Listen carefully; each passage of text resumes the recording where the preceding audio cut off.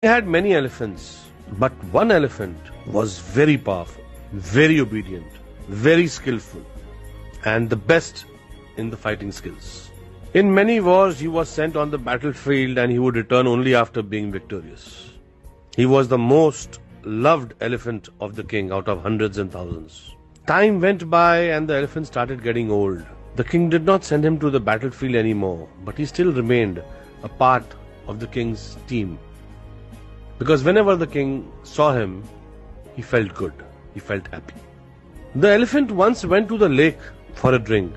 His feet got stuck in the mud there and he started sinking into it.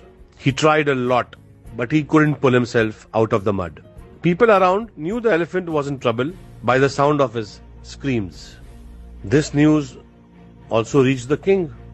There was panic because everybody knew he was the king's favorite. The king reached there and all other people gathered around the elephant and made various efforts to get him out. But there was no way out. It was not some small animal, it was an elephant.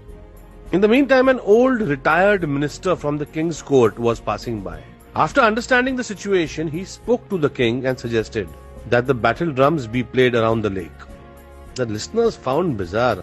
However, as soon as the drums of war started ringing, there was a change in the behavior of the troubled elephant. The elephant slowly stood up and then pulled himself out of the mud on his own. Everybody around was shocked.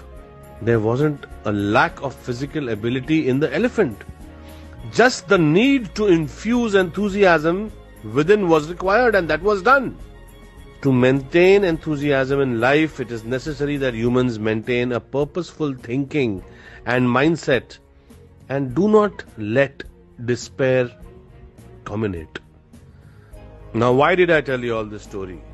In today's challenging times, we all need to infuse enthusiasm in ourselves and the people around us. By playing these battle drums, we need to celebrate abundance of good health, joy, happiness, love, and we have to stop talking about these tough times and how these tough times have been treating us.